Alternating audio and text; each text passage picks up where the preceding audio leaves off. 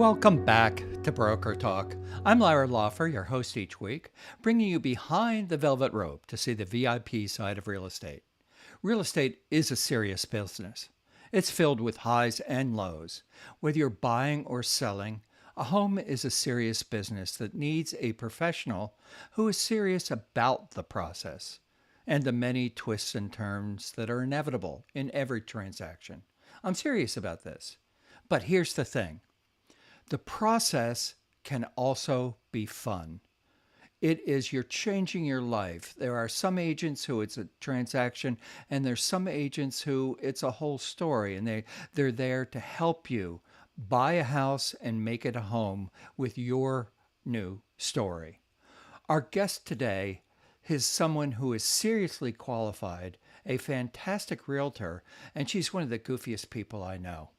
Dakota makes everything more fun. Here, let me show you an example here before we bring you in, Dakota. And here is just one of the many videos that Dakota has made. This listing coming on 14 Mountford Road. This place is awesome. Come on, I'll give you a quick peek. I need a rest anyway. It's really adorable. We have a newer roof, newer windows. But check this out. It's so open and spacious. We have gas heat, recessed lighting everywhere, newer windows. That's a heated porch. I mean, the bathroom's updated, and all of this, and you're right down the street from the beach. I mean, can you ask for anything more? We're coming on soon. Michelle Doherty's finishing up some photos. I gotta go back and get my jiggle on. We'll see you real soon. Your jiggle on. That's hilarious. Welcome, Dakota. It's so good to have you here with us. Hey, Larry, thank you. I mean, anytime you walk out of somebody's basement and they got one of those jiggle machines from like the 1950s, how do you not incorporate that into the listing somehow, some way? I know there are a lot of agents that would not do that. and this type of marketing really works for some people. It's an aspect of storytelling, and it allows someone. I always think that houses have like their own aura, their own spirit. We've walked into thousands of houses. They all have a feeling. They all have a smell. They all have a neighborhood. And matching up people to that is something that is kind of a critical skill that's never talked about. I know that you're really good at that. How do you figure that out about your clients? So yeah, I mean, one thing is, I mean, it's definitely not a fit for everybody. And again, it needs to fit your personality. But I would say, yeah, it all started. The funniest thing was one of the sales I had at my sister's house. She had this amazing kitchen. And I remember I wanted to do a video because you just couldn't capture it on paper. There's certain things you just can't get with a photo, the words, the verbiage. It's not going to do it justice. Yeah. And this kitchen was amazing. And I decided I actually got the kahunas to do a live. And it was my first one of really doing a video that was going to be, and it was supposed to be a serious tutorial bringing you through. And the thing turned out to be an absolute blooper fest. Anything could go wrong went absolutely haywire. And I'm telling you, that thing had thousands of views in no time. And when I tell you, the thing clicked up here and I'm like, wow. You know what I mean? I was mortified. I mean, I was dying inside. And now I saw the light. And so, yeah, so for that house, again, that was something funny down in the thing. I've had one where the shower was amazing. It had the rainforest. It had everything. So I put a poncho on and a shower cap. And we filled the other tub with rubber duckies. And I had a bubble machine. And I basically, that was the funny video, and then we talk about the house, blah, blah, blah. Another one, it had a great 2-level deck. So I had dressed up like I was gonna, it dove into the pool. And some of those, you only get one shot. You know what I mean? Right. There's no overs when you're getting yourself soaking wet. Because I ended up with the shower on. And I've had ones where I'll dress up like a fisherman out back. I get that 1930s swimmer's outfit for the one that was on the water, got hit in the head with a beach ball. You just got to grab that attention in that first couple of seconds. It's basically pattern interrupting. Right. It's different. Yeah. It's different. And that's what it is when everybody starts doing the same thing. So what I try to say, Larry, is I want to be ungoogleable. Yeah. If you Google something and figure me out, then I'm doing it too often. Like it needs to be, you just That's interesting. searching. That's like, that. I want to be number one when you search me, but I want to be ungoogleable as what am I up to now? Easily defined, but you are easily defined because funny real estate videos, I'll bet, would bring you up, something like that. You know what's really interesting, though? We talked a little bit about the beginning. Real estate agents come from all different breeds. You know, they all different jobs. They're biologists, they're chemists, they're musicians, they're business people, they're accountants, they're criminals. No, they can't be criminals. That actually, you can be a sales agent. You can't be a realtor. So Right. so we got Pastor. that going for us. But you have two skills that I have noticed in my many years in the business that really help people build their business from the beginning: accounting and business. You went to a great school and you studied both business and accounting. So you Correct. started out that way. So you knew the ins and outs of the money part. And Right. I came from the advertising, marketing, visual side, and I had to learn that. And I think that's a harder skill than the marketing, and because that's really just storytelling. So you really, I mean, you have business and you have accounting, but you also have the creative, and you're authentic in the way that you do that. And I think that's more than anything, whether it's embarrassing to you or not. Hey, people who know you know you. You know. Well, that's just it. It's got to be real, you know. And I think again, I joke around a lot, but I think you'd agree. Sometimes in real estate literally is the last piece of your job description. Yeah. For a psychiatrist, for a psychologist. I mean, one of the stints I took after my business school and my accounting, I took a pit stop as a. Not everybody knows this. I was a private investigator for a while, I did see that on your, yeah. and that really that's helped me, Yeah. believe it or not, those skills, the outside the box thinking. Again, we all Yeah. have to be solutions based, and even now in a shifting market, when we're seeing things change, you have to be thinking on your feet, you know, Yeah. and kind of get yourself like an out of body type of thing. And even with buyers and sellers, you know, you have to put that seller hat on your buyer sometime and your buyer hat on your seller, so they can think the opposite side. And if you're an agent who's maybe pigeonholed themselves in only one side or the other, you don't know how the other side is thinking. Exactly. That can be a big deal too. Yeah. Yeah. Yeah. So I would actually consider you like a five tool real estate agent, you know? Swiss Army all day long. Yeah, you and I also share another thing besides humor and knowing that it's about story. We both were disciplined college athletes and played different sports at different times. But I think that adds another level of discipline to the process. And real estate, it is a process. There's a whole bunch of steps to get from I want to buy or I want to sell to thank God I bought. Thank God, here I am, with my happy agent. Yeah, and it's so funny because what I love is, so I got my license pretty much the day that the market crashed. They were putting it in my hand, and then it was like breaking news, it's dead. And I had actually only got my license because a friend of mine was doing all these flips in the condos that we lived at, because the market was basically at that time what it has been. Yeah. And so I went in after all that. So I never experienced the whole seller's market side. I only knew the part where the escalator Yeah. started going down. Yeah. And so I'm almost excited because I look back, and as a newer agent in a shifting market that I had gotten into, I didn't know what I didn't even know. Yeah. And so I would say that my biggest regrets along the way were the times that I listened to the buyer or seller, and let the buyer or seller dictate to me what was going to happen, even though they hired me as the professional. But at the time, I didn't have the confidence to push back and let them. I didn't even know enough.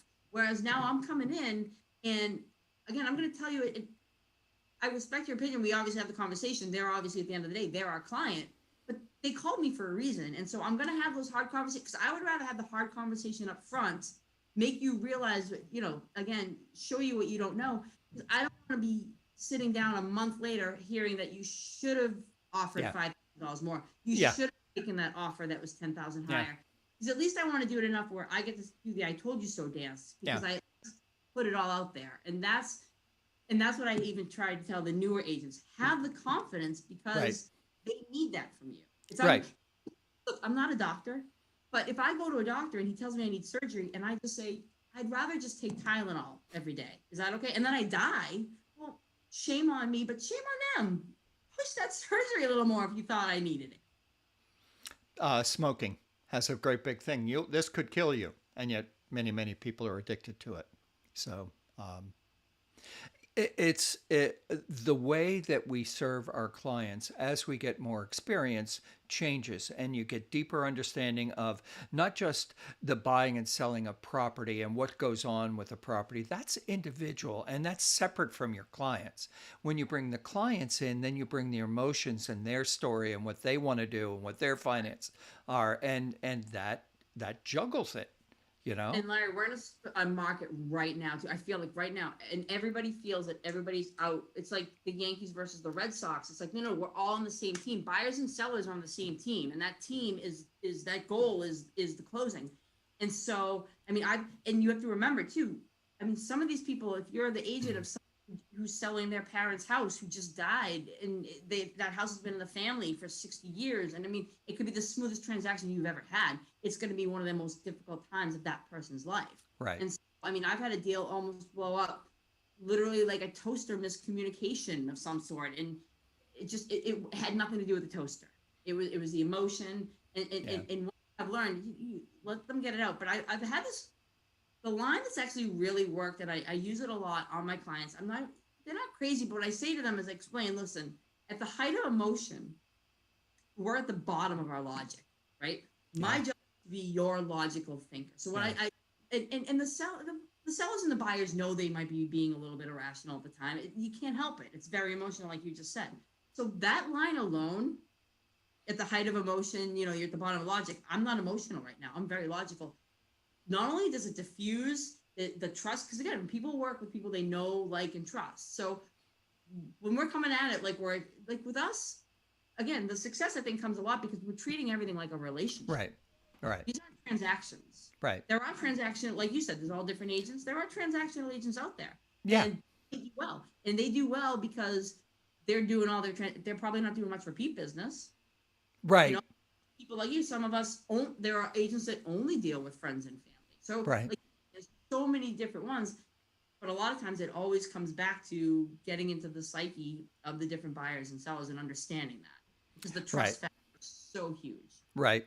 One of the phrases, I love your phrase about the height of emotion, the bottom of, that's a great phrase. The one I use all the time is, this is a process, and before it's all over, there's going to be 3 uh-oh moments and 1 jump off the cliff moment. I don't know what they're going to be, but I'll know what to do. And when we get to them, I'll tell you this is what, and I'll tell you the solution. And then they feel more relaxed. And then you can call them up and say, I got an uh-oh moment, Yes.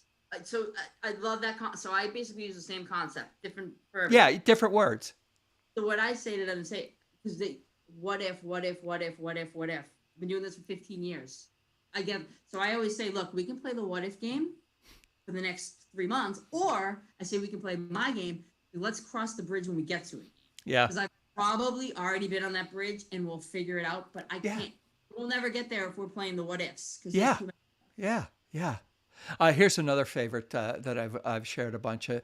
Do you want to be right, or do you want to get a deal done? Because you're right, you don't win. Yeah. Well, Same. A win-win is everybody gives up a little bit. And you can be right and lose a deal, and all you have is, I was right. So what? Yeah. I tell my guys, celebrate in the back room where nobody can see you. Act like you've been there. Act like you've been there. Fight that. I go, that tongue will never, as of today, you want to be really great agent, your tongue is going to be bleeding 90% of the time. Just get used to it, because you're going to be biting it off.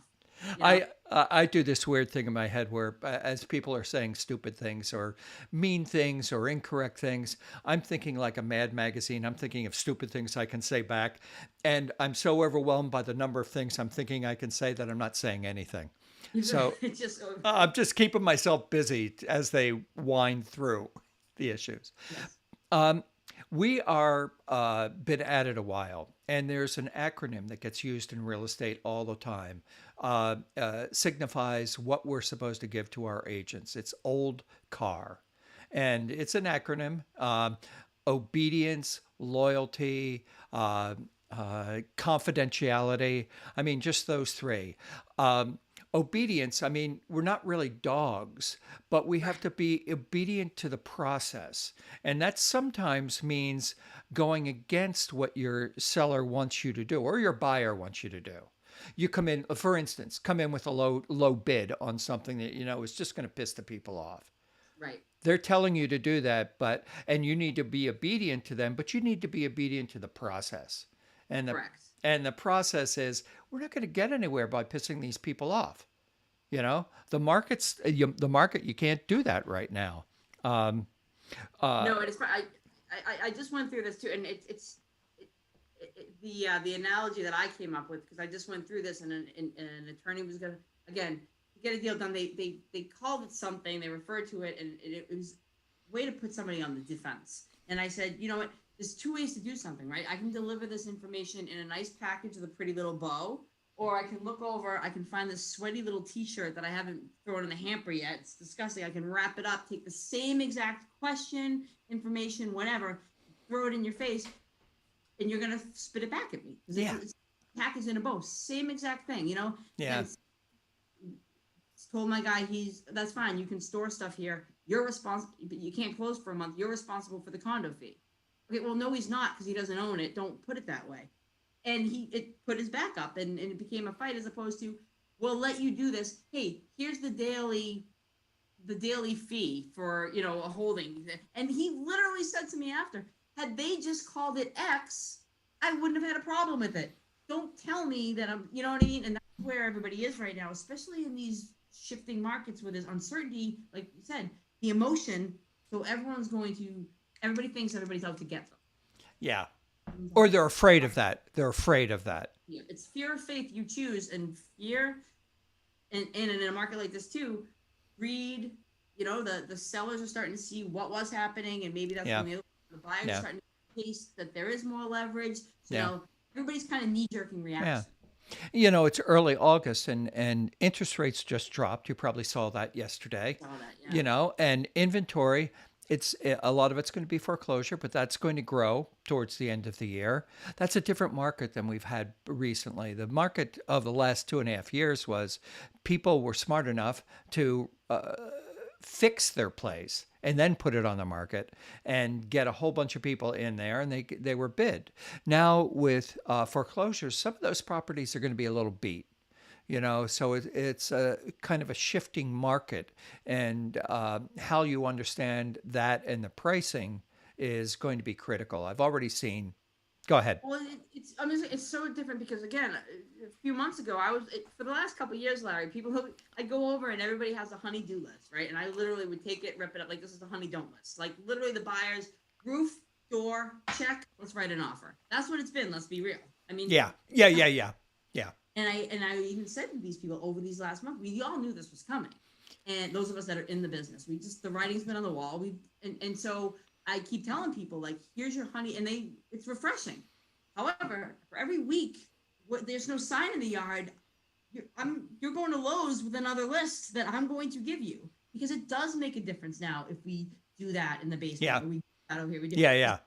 That checklist for the buyer just went from 2 now. Can you believe it? They want clean cabinets. Yeah. They didn't care about your cabinet. They didn't care. I've told 8 sellers to just don't even worry about the $15,000 retaining wall in the backyard. He even cares about the backyard for the last 3 years. Right.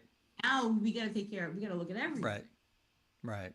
Yeah. You also have to know that when you're giving the advice, like you said, that would have been horrible advice back then if I had told them to go put $10,000 into any room in their house, and but now for me to tell them just throw it on without even doing anything, now that's the wrong advice. You have to be willing to, and that's why I say too, if you're an agent and you just need to be in the business, right? And even if it's not you alone, even if you're not necessarily selling a house a month or multiple a month, are you going into your office? Like so many people now working from home. Well, you're isolating yourself. I mean, the amount of energy we get just from being around here, our team together, and I learn things off of just everything else and just kind of spitballing stuff. I mean, think about how many things you've learned from deals that aren't yours, that you've been able to help one of your future deals. Right, right.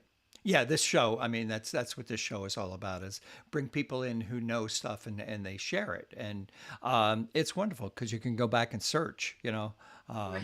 something and hopefully it'll come up and give you the answer, Right. which it does. I mean, there's a hundred ways to do something right and 1,000 ways to do it wrong. The people that I laugh at is the agent that comes to me and says, I've been in the business for choose a number of years. 1 year, it's usually a longer period of time. And I've never experienced this. So my thought in my head as I'm biting my tongue is every single day something happens that you never had. Every Correct. single day. It's like, oh my God, because you're Yeah, dealing with people. I was today's years old when I learned this. One of those things. Yeah, yeah. So that's just kind of a ludicrous statement to make. Figure out what you want and try and communicate that in the best way possible. Uh, Right. Right. at a, Never and always don't have a place in real estate. It really does not. This should not be a blanket. This should be something that you see and this. yeah, At the end of the day, even if I think that this is the way to do it, there might be one scenario for whatever reason it right. doesn't make sense, even though on paper. How many times do we say this? Like, on paper, this makes sense, but now let's apply it. Doesn't make sense. Yeah, or apply it right now. Right. You Let's see what you happens. you had mentioned earlier when we were talking, the neighbor sold their house for 800,000 3 months ago, 5 months ago, and they said, "No, I want that." That's something that you really got to talk to the person about.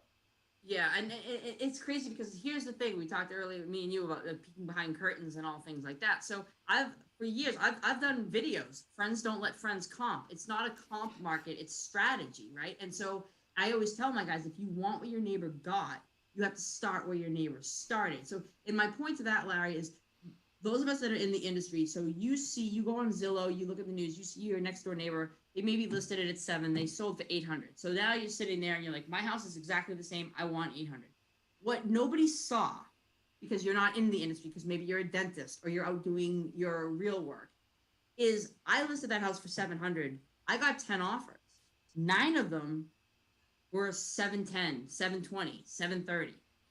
I got one at the very end that came out and he said, I'm going to give you 800. This is probably his 15th offer in the last year. He's missed out Yeah, on. yeah, He's like, you know what? I can afford it. 800,000. I'm waiving the home inspection. I'm waiving the appraisal. I'm a cash buyer. You can't touch me. The appraisal could come in at 750. doesn't matter to him.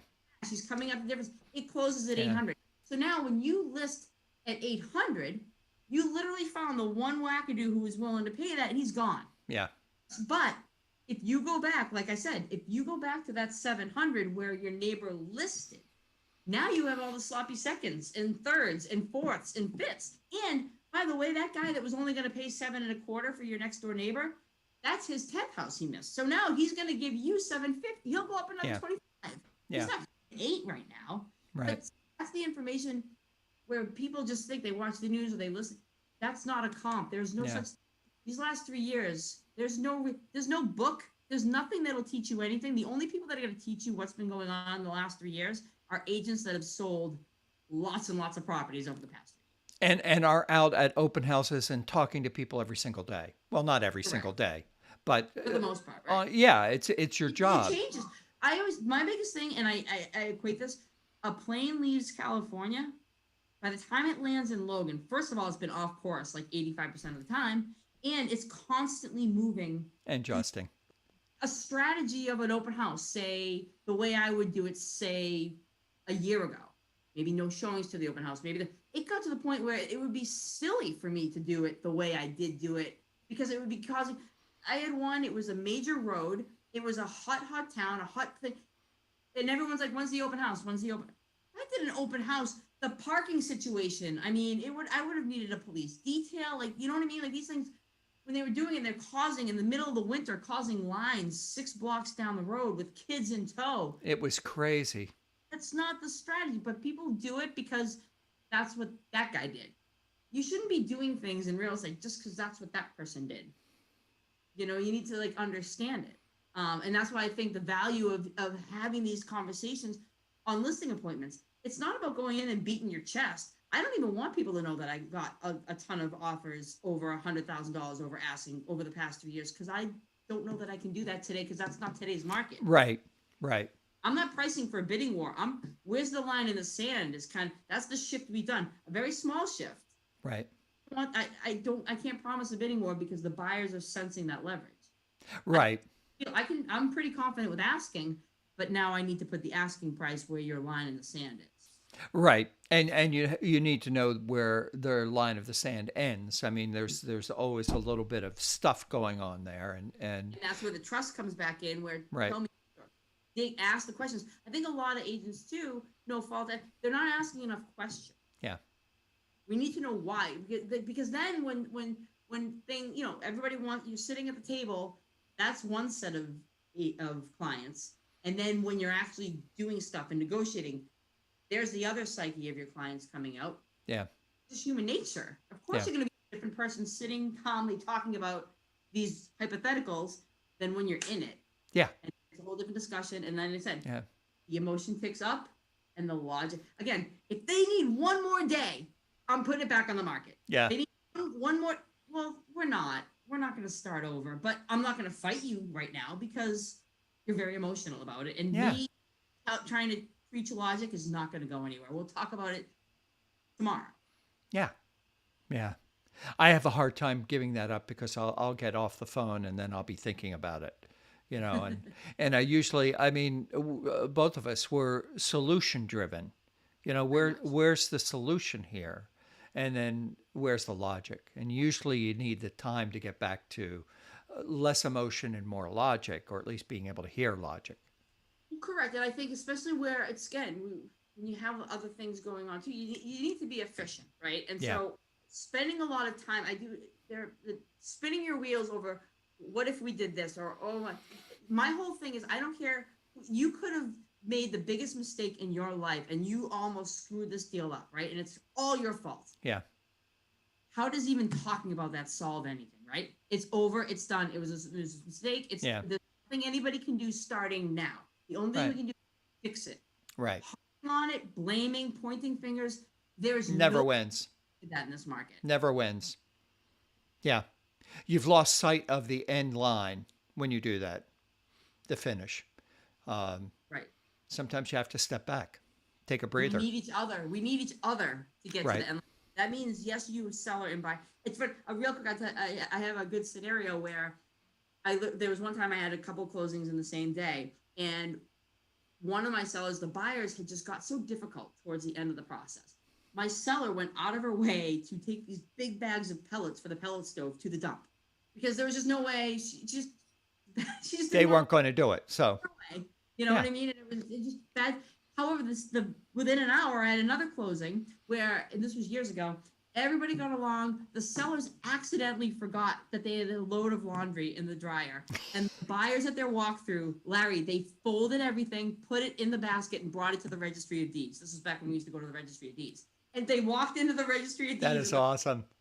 Laundry, as my other client is driving to another town to get rid of free pellets. It's just... See, that is the great real estate picture to see. I want to see that on... Here's the, my buyer brought the seller their laundry that they left. That's a great picture, Walking into the registry. Yeah. Here you go. I miss the registries. There's another place where you run into a bunch of people, but still people are a little concerned about the pandemic. And I understand that, I'm, quadruple vaxxed, whatever it is. And you're still careful because who knows? And none of us want it. But we never even finished the rest of confidentiality, accountability, responsibility in the old car there you go. Kind of thing. But coming back to what you said at the beginning, real estate is the last thing that we have to know. I mean, that's kind of there are rules, there are regulations, and there's not a whole bunch of wiggle there. All the other stuff is how you do it, how you set it up, how you communicate to your buyer, your seller, what the process is. Right, right. I mean, I think like we talked about a little earlier is presentation. I mean, think about it. You know, you have these home inspections, and then again, it's not a honey-do list. It's not a to-do list from the inspector. But how many times have you seen that where okay, and then one agent just type out this whole list and then just forward the email, and now it's like so. And there are certain things but that's the thing. That's where the conversation, the communication is so huge. Where we're the buffer. Yeah. We're that emotional buffer.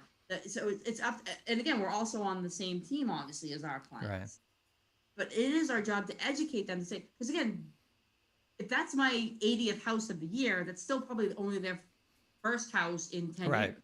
Right. So they're telling me, and again, if I have one more time, they get their information from their uncle in Kentucky who sold a house in 1987 by himself.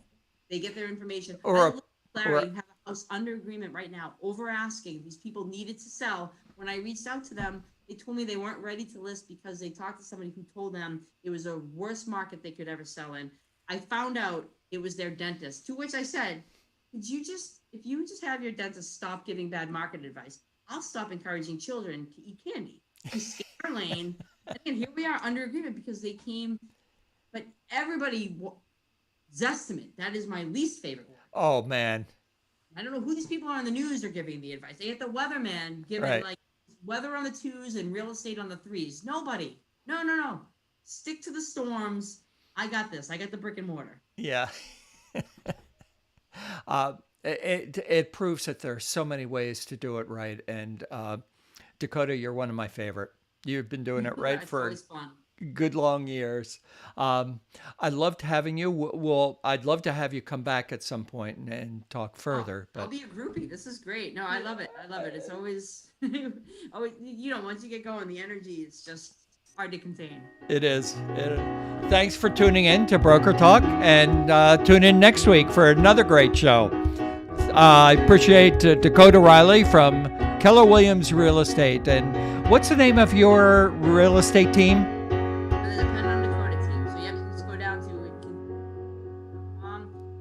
We'd love to help you out.